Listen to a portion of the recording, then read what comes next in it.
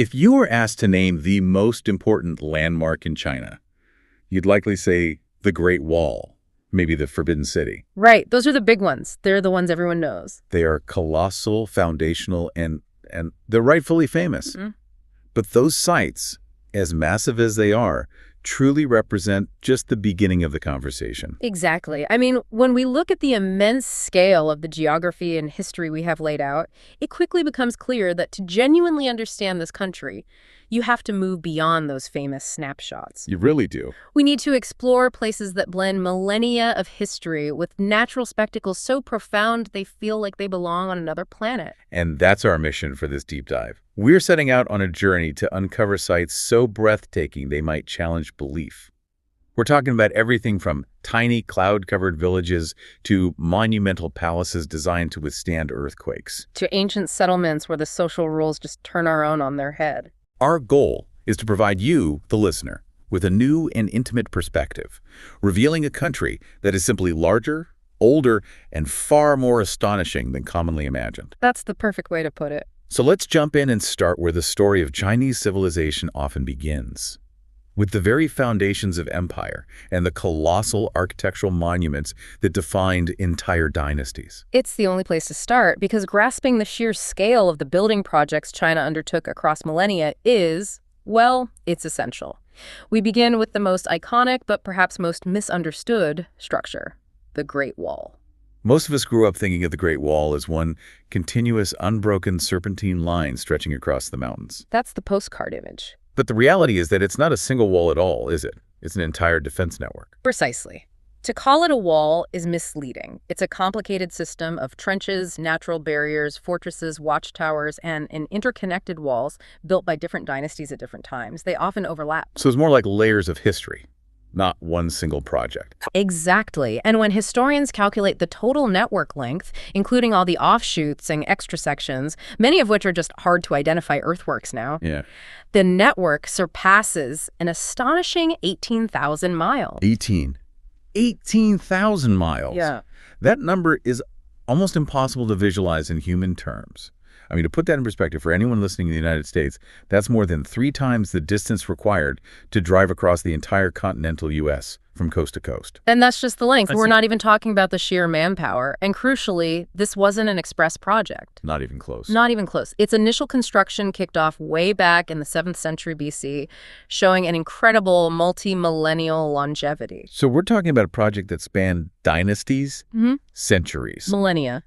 And while various dynasties contributed, the major visible stone and brick portions we see in photographs were largely completed and solidified during the Ming Dynasty. Okay, so that's much later. Much later. We're talking the period from 1368 to 1644, and these structures were meticulously engineered for military purposes. What does that engineering tell us about their priorities? We talk about defense, but what about the dimensions? What did that actually look like? Well, the dimensions reveal that it functioned as a fortress and a military highway, all rolled into one. In certain critical sections, the walls soared up to 33 feet tall. Wow. But more importantly, they measured between 15 and 30 feet wide at the top. That wide. That wide. And that width wasn't just decorative, it was essential for 2 things: allowing large numbers of troops to travel quickly and safely, and for moving supply carts and heavy siege equipment to execute solid defense maneuvers against northern invaders. So it was really infrastructure. It was infrastructure, a command center, and a barrier. So if the purpose was so grand, here's where I have to ask the critical question.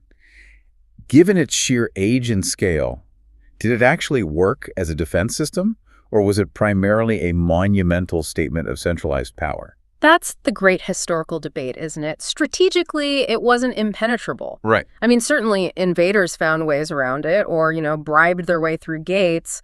Of course. The human element. Always. But as a statement of power and as a way to control the movement of people, materials, and information, it was incredibly successful. It defined the northern border of the Han Chinese world for centuries. So it was a symbol as much as a barrier. It's an enduring symbol of a state willing to invest massive, multi-generational human capital into a singular defense project. That makes the surprising reality check in the sources even more striking. It's not all pristine and restored like in the photos. Not at all. Some portions have crumbled into indistinguishable ruins. And I was genuinely surprised to learn locals living nearby sometimes still reuse the wall stones and bricks to build their own homes. Isn't that incredible? That's unbelievable. That fact perfectly captures history meeting daily practical life. For those living in remote regions, the wall is less of a sacred national monument and more of a massive, convenient quarry of incredibly durable, pre-cut stone. History is just a resource. It illustrates a continuous tension between the monumental past and the immediate practical needs of the present population. While preservation efforts are extensive today, that local reuse is a powerful reminder that history is always being recycled. We transition now from the military defense of the Great Wall to the ultimate seat of centralized imperial power, the Forbidden City. This complex was the literal center of the Chinese cosmos for half a millennium. It absolutely was. The Forbidden City served as the official residence and governing seat for 24 Chinese emperors. 24. 24 emperors, covering more than 5 centuries, from the Ming Dynasty right through the Qing Dynasty. If the Great Wall symbolized the state's exterior reach, the Forbidden City symbolized the absolute concentration of power at its heart. And its physical immensity rivals the ambition of the emperors who built it. Yeah. I mean, it covers an area of roughly 180 acres.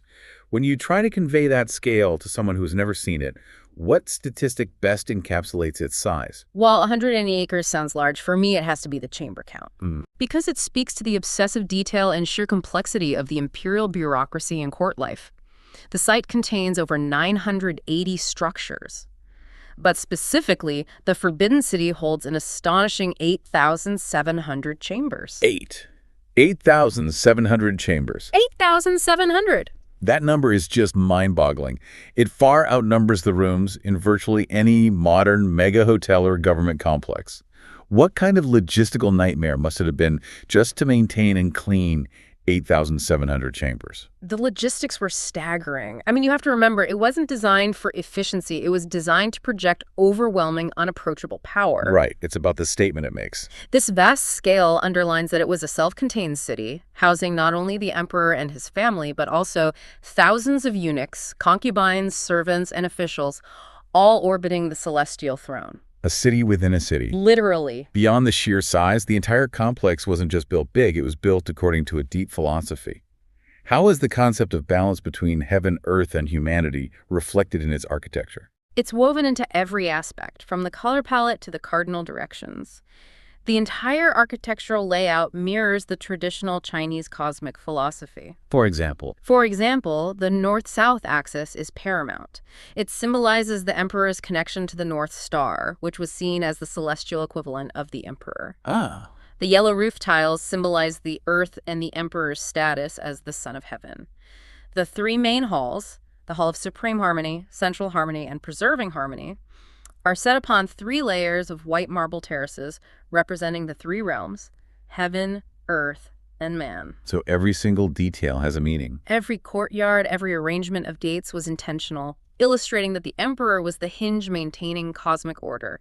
Its engineering is propaganda. Even the most powerful man on earth needed a seasonal retreat, which brings us to the royal estates designed for rest and reflection, starting with the immense Summer Palace. The Summer Palace, built primarily in the 18th century, was intended as exactly that. A massive, luxurious, seasonal escape from the oppressive heat of the Forbidden City. It stretches across a colossal 726 acres. 700 acres. It's remarkable because it showcases the peak of traditional Chinese garden design. But you also see subtle influences from Western architectural styles, blending those aesthetics seamlessly. What are the key features that define this massive landscape? Well, the landscape is dominated by water. Kunming Lake is key, covering about 140 acres, a significant portion of the entire estate designed for boating and scenic contemplation. So it's an artificial lake, essentially. A massive one. Then there is the engineering marvel of the Long Corridor, which measures roughly 1,600 feet long.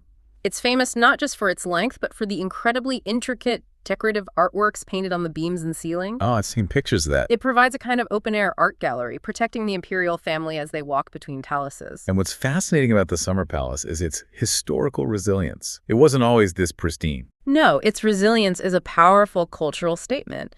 It was devastated, completely ruined during the Opium War in the mid-19th century. Right. Yet it was brought back to life, fully restored in the late 19th century, illustrating the immense cultural and financial commitment required to resurrect these foundational symbols of national identity. And today? Today, millions visit, celebrating that perfect union of human artistry and manipulated natural landscape. Now we have a structure that stands literally and spiritually above all the others. The Portala Palace in Tibet. Yeah. This place redefines grand scale, set against an impossibly high backdrop. It truly does. The Potala Palace holds the extraordinary title of being the highest structure in the world built from brick and stone, soaring to an elevation of approximately 12,139 feet. Over 12,000 feet. Yeah. Imagine that level of massive construction without modern machinery. It's hard to fathom. Its history is profound, dating back to the 7th century, and it served as the official residence of the Dalai Lamas, making it central to the history of Tibetan Buddhism. When you combine that extreme elevation with its purpose as a centuries-old repository of religious art, the engineering challenge is almost unbelievable. It goes beyond mere belief. The palace encompasses around 1,000 rooms, holding an estimated 10,000 murals and 200,000 pieces of artwork. The total complex covers about 13 acres. But the real genius is hidden in its construction philosophy, isn't it? It is. Few people know that the Potala Palace was deliberately designed to withstand the region's intense seismic activity, using ancient construction techniques like tapered walls and deeply set foundations. So it's pre-modern earthquake-resistant design. Exactly, showcasing incredible ingenuity in preserving the culture and history of Tibet under some of the world's most extreme geographical conditions. That transition from imperial grandeur designed to house cosmic order to structures designed to survive high-risk zones is perfect. Because next, we move from the foundations of empire to the sheer verticality of China's sacred mountains peaks that are defined by faith, pilgrimage, and often incredible peril. We're shifting from environments controlled by man to the wild, extreme geography where faith and enlightenment sought their highest, most difficult expressions. If you follow hiking blogs or adventure travel videos, you've probably seen the dizzying footage from Mount Huashan. It's infamous for the kind of hike that makes you question your insurance coverage. It is genuinely famous globally for having one of the most perilous hiking trails imaginable. It's one of the 5 sacred mountains in China, with its highest peak rising to about 7,076 feet. But the challenge isn't the elevation, right? It's the trail itself. Exactly. It's the sheer exposure of the trail. We're talking about narrow paths just a few inches wide and wooden planks affixed right to the steep, sheer rock faces. Just planks bolted to a cliff. Pretty much. Often requiring climbers to use chains anchored directly into the stone. That's less of a hike and more of a mandatory harness experience. What was the ancient historical significance of choosing such a terrifying, inaccessible spot? Well, historically, it was far more than an adventure park. Mount Huashan has a history spanning over 2,000 years. It was once called Western Mountain, and it served as a major hub for Taoist monasteries. So this was about religion, not recreation. The Taoists sought isolation and proximity to the heavens for spiritual enlightenment. The difficulty of the climb wasn't a bug. It was a feature, a purification rite, that screened out the merely curious, leaving only the most devout and determined seekers. So the extreme danger amplified the spiritual reward. And despite that risk, it remains a massive draw even today. Absolutely. The combination of awe-inspiring scenery and this deep cultural history makes it intensely appealing. Each year, around 100,000 tourists visit Mount Huashan, 100,000 people do that hike. which translates into substantial tourism revenue for the local region. It speaks to a human compulsion to face danger and connect with the monumental scale of nature, even if you're clipped onto a chain over a mile of empty air. Then we have Tianmen Mountain, which doesn't just feature high peaks, but a monumental natural hole right through the rock, earning it the name Heaven's Gate. Tianmen Mountain features one of the world's most breathtaking natural landscapes. The Heaven's Gate is a massive, arching opening right at the peak of a mountain that rises over 4,260 feet. It looks like something a giant punched out of the mountain. It really does. Right. What's the geological story behind this colossal formation? It feels almost purposeful. It's the result of profound geological time. The area is part of a vast karst mountain system. Karst terrain, okay. Karst terrain is known for its unique structure, primarily shaped by chemical erosion and dissolution of soluble rocks like limestone over millions of years. This process of water filtering through the rock is what slowly, dramatically carved out that enormous natural arch. And the park around it is huge. The national park itself spans an enormous area of about 58,317 acres and boasts more than 100 kilometers of hiking trails weaving through the karst landscape. And to access this marvel, humanity had to build a modern wonder of engineering that totally contrasts with the ancient geological process. The contrast is incredible. To efficiently move tourists to the Heaven's Gate, the area is home to the world's longest cable car crossing a mountain. The longest in the world. Yes. This system stretches for over 7,450 feet. That's nearly a mile and a half of cable running up and over the peaks. It offers visitors genuinely stunning, panoramic views, allowing people to appreciate the sheer scale of the karst formations and the geological history and comfort. A spectacular meeting point of nature's power and modern ingenuity. Exactly. Beyond the sheer adventure and visual shock of these peaks, many are profoundly spiritual centers. We need to discuss the mountains that are truly defined by faith, starting with the Buddhist tradition at Mount Wutai. Mount Wutai is not just high. It holds a history spanning over 1,500 years as one of the foremost sacred mountains of Buddhism. It rises to about 10,000 feet. 10,000 feet. And its geography is significant. It features 5 distinct peaks, each of which has a specific name and unique religious significance traditionally associated with the Bodhisattva Manjusri, the Bodhisattva of wisdom. So the spiritual significance is literally mapped onto the landscape, and the surrounding area is a massive historical complex. It is a spiritual city spread across the mountainside. The area covers around 60,000 acres, housing more than 50 ancient temples, some dating back to the Northern Wei dynasty. Incredible. These complexes are major spiritual destinations drawing countless devotees and tourists seeking reflection and wisdom. And the climate up there is something else. What's also fascinating is the microclimate here. The temperature variations are extreme. The average summer temperature is mild, around 70 degrees Fahrenheit, but in Right. winter it can plummet below 20 degrees. Wow. This specific variation supports rich and diverse natural landscapes and is home to many rare wildlife species, including some endangered mammals, giving the mountain immense biological as well as spiritual value. Now let's turn to the heart of the Taoist tradition, the Wudang Mountains, which have a wonderfully cinematic association for anyone familiar with martial arts films. Wudang Mountains are internationally recognized as the cradle of the Taoist martial arts tradition, the spiritual birthplace of internal styles like Tai Chi and Baguazhang. Right, the Monkey King legends are tied to this place. Exactly. This is the region famously associated with the image of Sun Wukong, the Monkey King, in folk legends, further cementing its mythical status. UNESCO recognized it as a World Heritage Site in 1994 for its stunning fusion of grand natural scenery and ancient sacred structures. Why did Taoist martial arts flourish here? Was it the remoteness, the altitude? It was the perfect blend. The remoteness provided the required isolation for deep meditation and physical training necessary for internal martial arts development. Makes sense. And the structures mirror this devotion. The tallest summit is Tanzu Peak, reaching 10,072 feet. The entire complex is anchored by what is often referred to as the Taoist Great Wall, which includes more than 30 shrines and unique constructions built right into the steep slopes. Wow. This complex reflects centuries of Taoist philosophy about cultivating the self in harmony with nature. Finally, we have Tiantai Mountain, the birthplace of a major Buddhist sect. Tiantai Mountain is incredibly significant because it gave rise to the Tiantai school, one of the most prominent Buddhist sects in Chinese history. Geographically, it's lower in elevation, around 4,300 feet, which lends it a peaceful, accessible atmosphere. So it's a different kind of spiritual experience. A different feel, yes.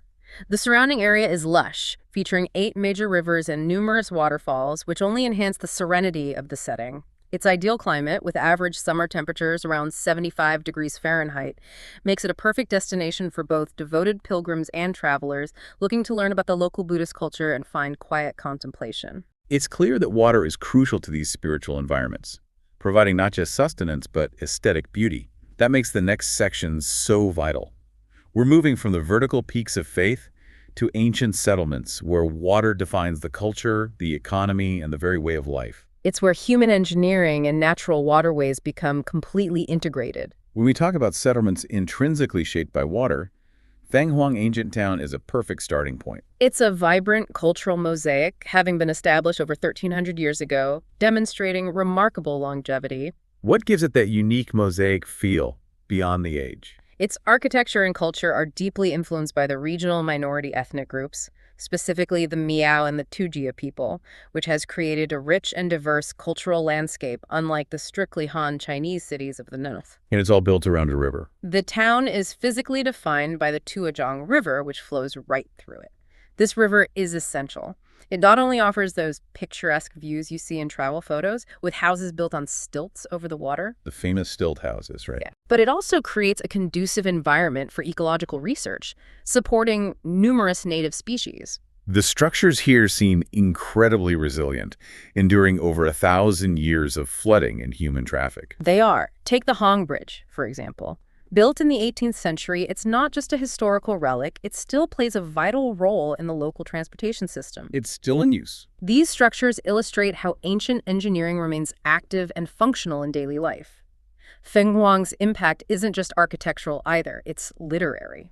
How so? Few realize that this town once served as a refuge for many great writers, including the famous author Shen Kongwen, who enriched the region's literary culture profoundly through his works, often focusing on the simple, rugged beauty of life by the river. Speaking of water and architecture, Zhuang immediately jumps to mind.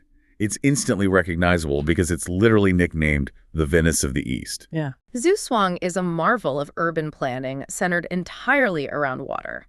It's over 1,000 years old and originally grew in importance as a critical commercial hub during the Yuan dynasty because of its location on key waterways. And today it's just known for canals. Today, it's famous for having more than 60 ancient stone bridges and numerous canals that completely crisscross the town, replacing roads as the main thoroughfare. And structurally, it's an architectural time capsule, mostly dating back to the golden ages of the empire. The preservation is extraordinary. Nearly 70% of its historic houses were constructed during the Ming and Qing dynasties. Walking its streets is like stepping directly into a historical painting. But there's a paradox here. Here is the genuine paradox, and this is where it gets really interesting. Despite being a major, functional, 1,000-year-old water town known globally as the Venice of the East, Zhuang fundamentally lacks a modern integrated drainage system. Wait, no modern drainage? What does that mean for the daily functioning and the historical preservation? It means the streets and stone paths are preserved in their truly ancient state, including the natural consequences of heavy rainfall and high water tables. COVID floods. This fact creates a unique, sometimes muddy, and always captivating atmosphere for the millions of tourists who visit its relatively small 1.5 square miles annually. It is an ideal destination for those who want to explore Chinese history through its streets and bridges exactly as they were centuries ago, completely unaltered by 21st century infrastructure. Moving far to the southwest, we find Dali Ancient City, which speaks to a completely different cultural heritage, that of the Bai people, an ethnic minority group. Dali is one of the oldest settlements of the Bai people, with a recognized history spanning over 1,000 years. Its location is significant as it was built on the site of an even older city from the Nanzhao Kingdom and the subsequent Yuan dynasty. So it's layers upon layers of history.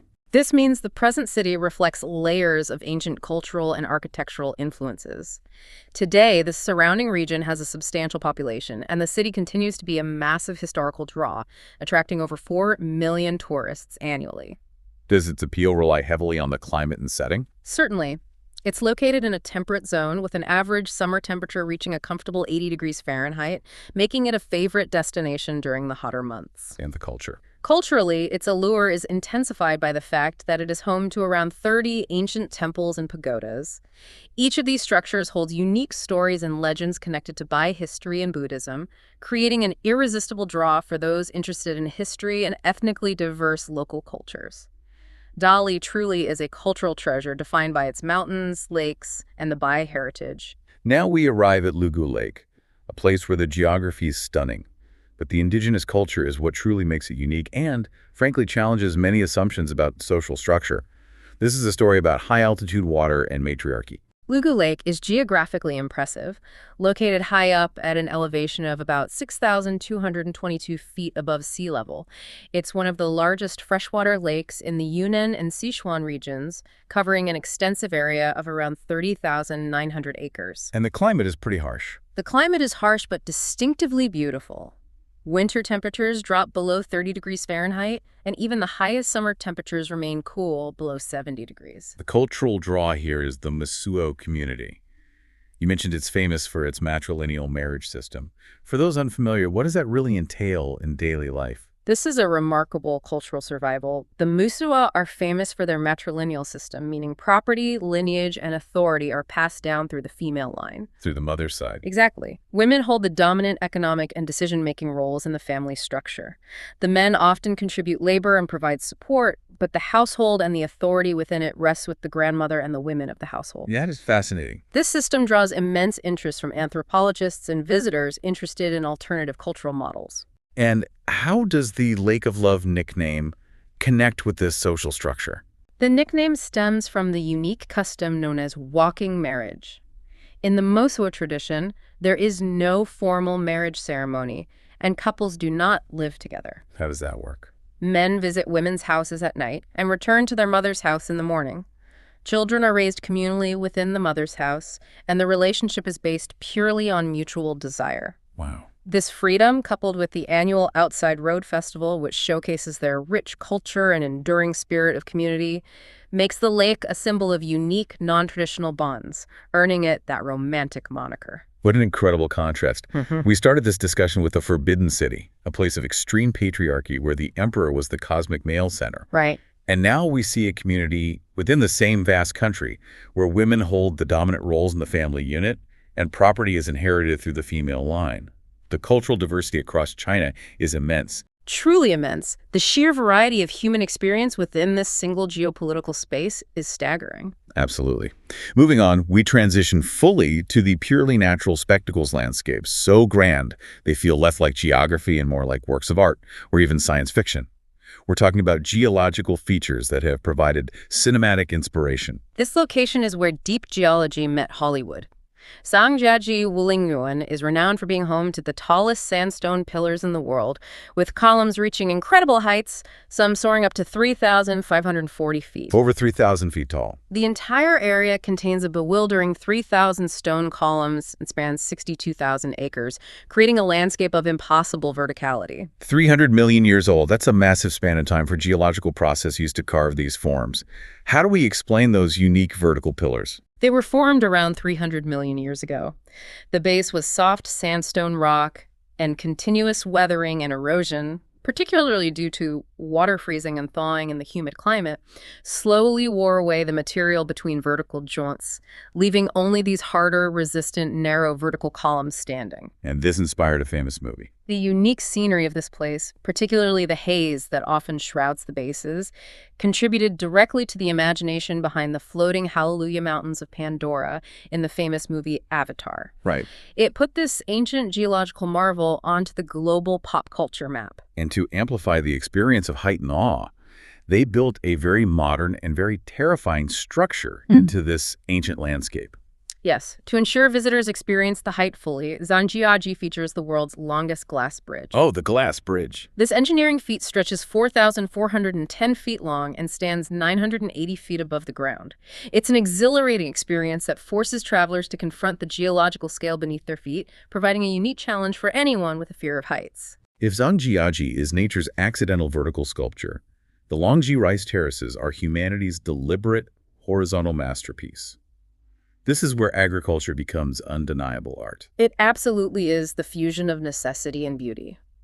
These terraces have a history spanning more than 1,000 years, built entirely by hand, an immense multi-generational effort by ethnic minorities, primarily the Zhuang people. 1,000 years of hand carving a mountain. It's not just a place of cultivation, it reflects a unique cultural understanding of land management and an exceptional work ethic. The scale of human labor required for this land management is overwhelming. It covers approximately 3,600 acres, with thousands upon thousands of individual terraces arranged in complex, wavy, undulating shapes that conform perfectly to the mountain contours. And the farming itself is sustainable. The cultivation demonstrates highly sophisticated, sustainable farming techniques, primarily through an advanced, time-tested irrigation system that ensures every single terrace gets the water it needs, managing runoff effectively. This system has survived largely unchanged for a millennium. I understand the visual spectacle changes dramatically with the seasons, making it a different kind of wonder depending on when you visit. It does. In the spring and early summer, when the terraces are flooded with water in preparation for planting, they become a gigantic mirror, reflecting the sunlight and the clouds in a truly spectacular wave-like scene. Wow. They call this the dragon's backbone because the undulating waves resemble a mythical creature ascending the mountain. What is even more profound is the philosophy. Each terrace is not just a farming tool, but is viewed as a work of art, each carrying its own history and significance for the family that maintains it. From the delicate curves of the terraces, we move to the raw power of geological erosion at Tianzu Grand Canyon. This is a deep, traumatic cut into the Earth's history. Tianzu Grand Canyon is recognized as one of the largest canyons globally, stretching approximately 24 miles. The deepest point plunges down 1,800 feet. It showcases the terrifying magnificence of nature. And it's ancient. Its formation dates back around 500,000 years, primarily due to the constant, relentless, erosive actions of water and wind, which created very unique, visible rock layers and formations, telling a clear geological story. The sources mention that besides its scale, the ecology here is incredibly diverse. It boasts a remarkably diverse ecology, featuring over 200 species of rare plants and animals. Crucially, some of these are endemic, meaning they exist solely within the confines of this canyon ecosystem. So they're found nowhere else on Earth. This gives the canyon immense natural and biological value, making it a critical conservation zone.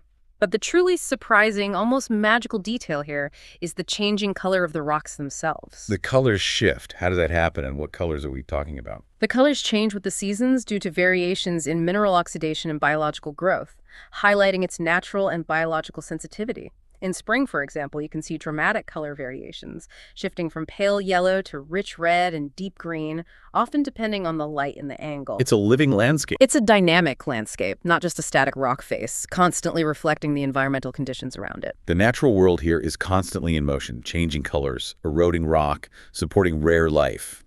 This brings us neatly to the lifeblood of China, the immense network of lakes, waterfalls, and coastlines that shape its resource economy and cultural identity. Water features in China are not just scenic backdrops. They are the critical, often threatened resources sustaining millions of people and huge economic activity. We have to analyze the massive freshwater lakes, starting with the ecologically vital Erhai Lake. Erhai Lake is one of the largest freshwater lakes in the country, covering an area of about 48.5 square miles. That is a significant natural reservoir. Its resource value is absolutely staggering. It contains an estimated 400 million cubic meters of water, providing a vital, life-sustaining water source for millions of people in the surrounding region. And it's ancient. Geologically, it's ancient, originating from an ancient water reservoir formed more than 1 million years ago as a result of tectonic activity. Ecologically, this lake is home to nearly 100 species of fish, including many rare and endangered varieties, underscoring its immense biodiversity and critical role in conservation. But the next major lake, Dian Lake, introduces a sobering reality about the environmental cost of rapid development and supporting massive populations. Dian Lake, the largest lake in Yunnan province, covering around 13,000 acres, exemplifies the challenges China faces in balancing growth with environmental health. While it sits at a favorable 5,600 feet elevation and supports a rich cultural heritage, it has experienced severe, persistent pollution, particularly from agricultural runoff and industrial waste. How bad are we talking? In 2019, for instance, the concentrations of phosphorus in the water were found to be double what is considered the safe level for aquatic life. Double the safe level. That level of pollution raises serious ecological concerns, not just for the fish, but for the millions of people who rely on that watershed. Precisely. It highlights the immense urgent challenge of environmental remediation.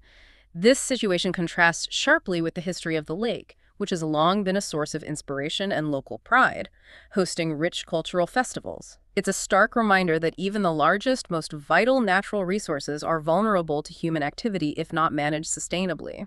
Contrast that environmental challenge with Westlake in Hangzhou, which is valued almost entirely for its aesthetic and cultural inspiration, rather than its sheer volume of water. Westlake is often romanticized, compared to a perfect pearl nestled in the heart of the city.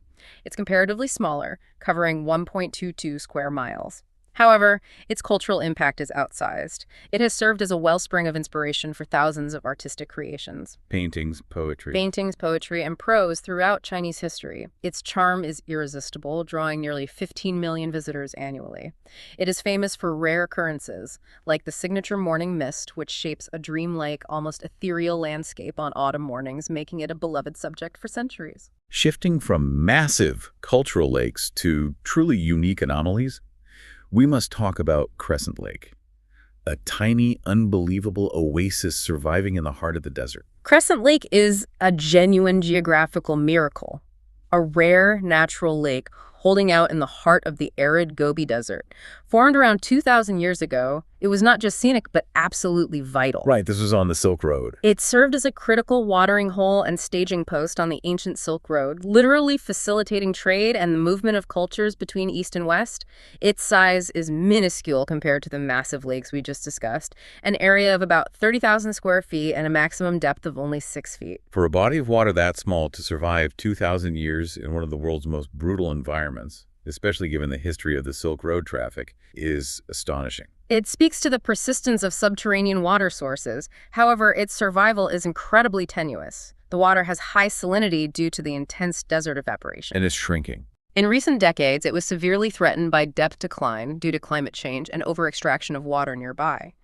Thankfully, major conservation projects have been implemented to restore and protect the lake, ensuring this natural and historical wonder can hopefully continue to exist.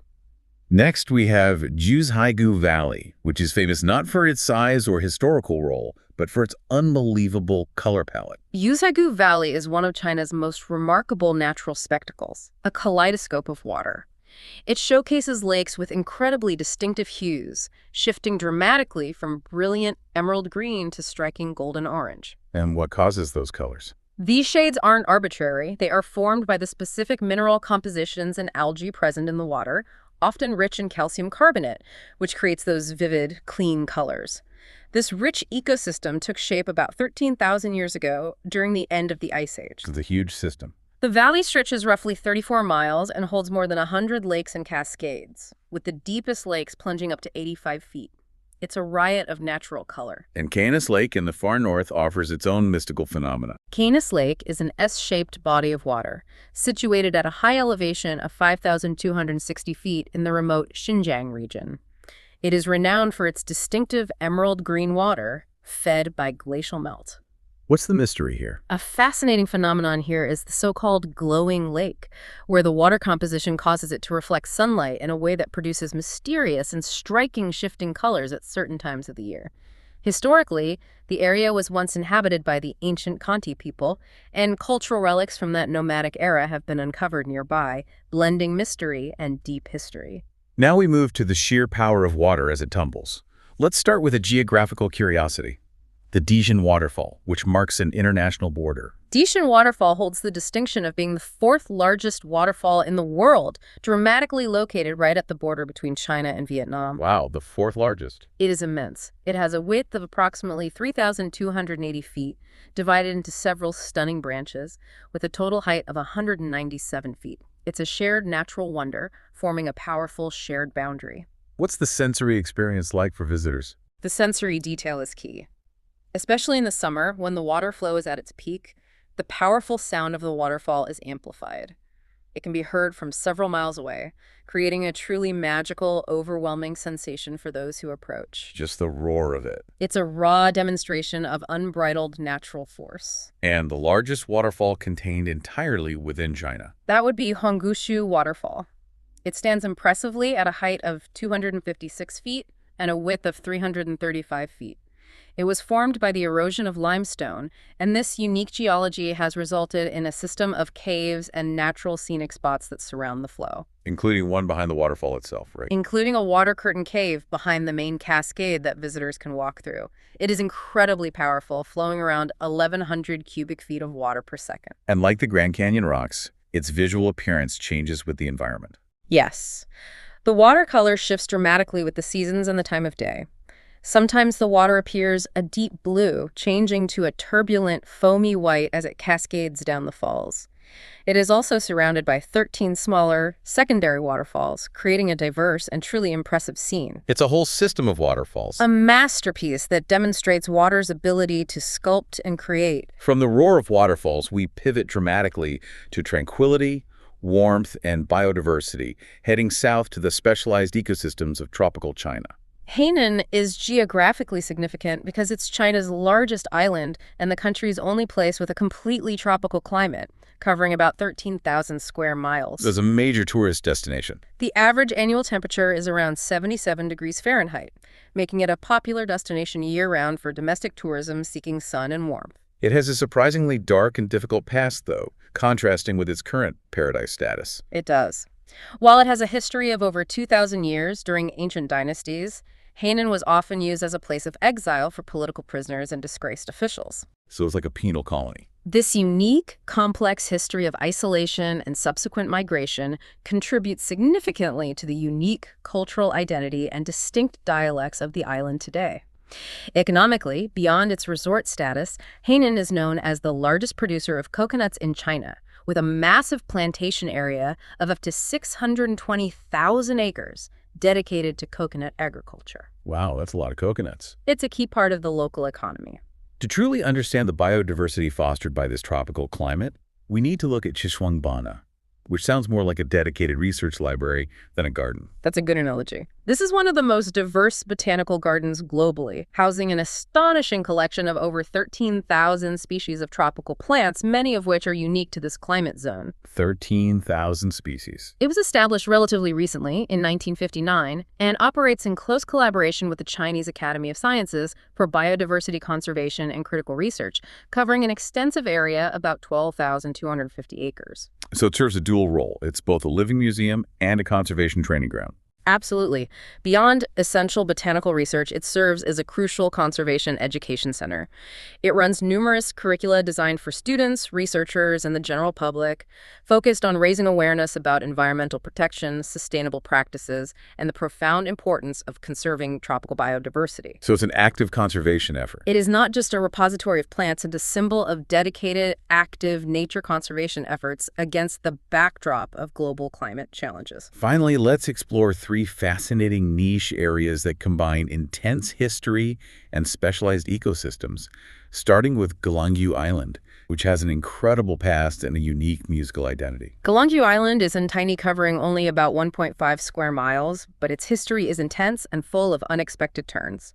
Its dark past includes being used as a quarantine zone for those suffering from diseases, particularly leprosy, in the early 20th century. Wow, a quarantine zone. It served as a place of isolation and fear. What transformed it from that into a UNESCO site?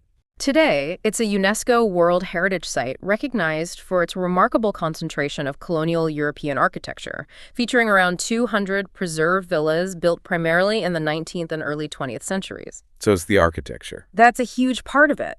Despite its small size, its beauty attracts 10 million visitors annually. But what truly defines it culturally is its intense focus on music. It is famous specifically for the piano island, with more than 700 pianos scattered throughout the island. 700 pianos. Yeah. Why the piano? That seems like such a specific, unusual cultural focus for such a small island. Well, the colonial history brought Western architecture and European traditions, including classical music. Wealthy residents and foreign settlers imported pianos, turning it into a hub for music education and performance that has persisted. It attracts talented musical artists and conservatories, ensuring music remains the island's defining feature. Next, we have Jishi National Wetland Park, an example of dedicated conservation in a highly urbanized setting. Jishi National Wetland Park is significant because it was China's first nationally recognized wetland area. It is part of an ancient system of lakes and canals dating back nearly 1,700 years. So it's an ancient wetland. The park covers 1,674 acres and provides a crucial habitat for hundreds of different species of birds, fish, and plants, acting as a vital green lung near dense populations. It features a 7-mile network of walking paths and canoe trails, making it accessible and enjoyable year-round, despite the wide temperature range from freezing in winter to highs in the upper 80s in summer. And finally, White Sand Lake, another geological marvel on Hainan Island. White Sand Lake stands out for its unique formation of natural white sand layers, which are geologically rare. It formed 2 million years ago after the conclusion of the last glacial period. And it's huge. This lake is enormous, about 12,000 acres, which is more than double the size of Central Park in New York City. It has low salinity and is surrounded by diverse, lush ecosystems, creating an ideal habitat for rare animal and plant species, further contributing to the ecological value of this natural paradise. It just shows the biodiversity of Hainan. It really does. What an incredible, expansive journey. We've crisscrossed the map, moving from the freezing, high-altitude peaks of Tibet to the tropical, coconut-rich beaches of Hainan, encompassing a breathtaking variety of cultures and geological formations. Reflecting on the scale, we covered the 18,000-mile complexity of the Great Wall Network, the immense, concentrated human power projected by the 8,700 chambers of the Forbidden City. The striking maternal dominance preserved at Lugu Lake, and the sheer environmental vulnerability demonstrated by Dian Lake's struggle with pollution. The true understanding comes from synthesizing these elements. It's connecting the human ingenuity of architectural masterpieces, like the ancient earthquake-resistant design of the Potala Palace, with the immense natural wonders that inspire modern global legends, such as the Avatar Peaks at Zhangjiajie. Right. This knowledge helps us appreciate that China is defined not just by its size, but by the extreme diversity of its local solutions, its geological extremes, and its vital ecological importance. And that leads us to our final provocative thought for you to mull over as you process this information. We've seen incredible examples of human labor leading to longevity and resilience. We looked at the Longji terraces, where farming is literally a work of art spanning 1,000 years and functioning sustainably today.